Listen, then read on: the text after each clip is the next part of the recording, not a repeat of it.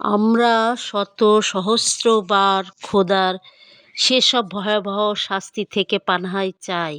সুতরাং যখন এসব কিছুর উপরে সে স্থায়ীভাবে এসে যাবে এবং দিনরাত এগুলোর খেয়াল রাখবে, তাহলে পাপ থেকে স্থায়ী দৃঢ় তওবা অর্জন হবে।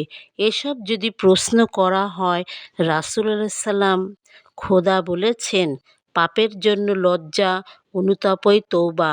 সেক্ষেত্রে তিনি তো আপনার মতো তওবার জন্য ৪ শর্তের উল্লেখ করেননি।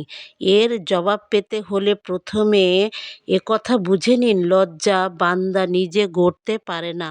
অনেক সময় দেখা যায় মানুষের কয়েকটি মানসিক প্রক্রিয়া জড়ো হয়ে লজ্জা অনুতাপ সৃষ্টি করে এবং আপনা থেকে কামনা জাগে ও তা থেকে দূরে হোক।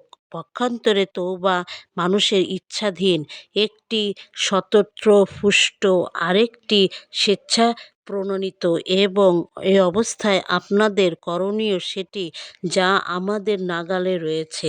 সাথে সাথে লজ্জা ও অনুতাপ যদি সে যায়, তাহলে আমাদের কিসের ক্ষতি? সেজন্য না আমাদের পদমর্যাদা যায়, না অর্থদণ্ড হয়। সুতরাং ইহা কিছুতেই তওবা হতে পারে না।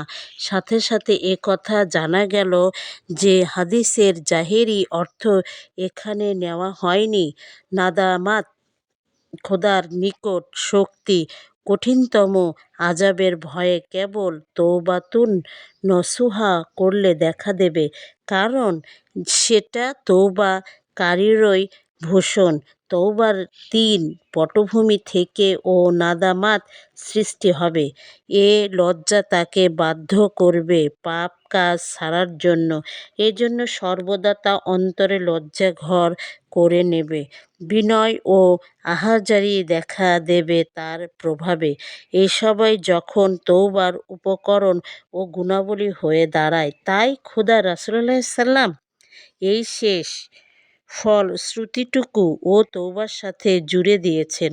মোটকথা, এসব ব্যাপার খোদার তৌফিক বেছে নিয়ে বুঝবার চেষ্টা করবেন।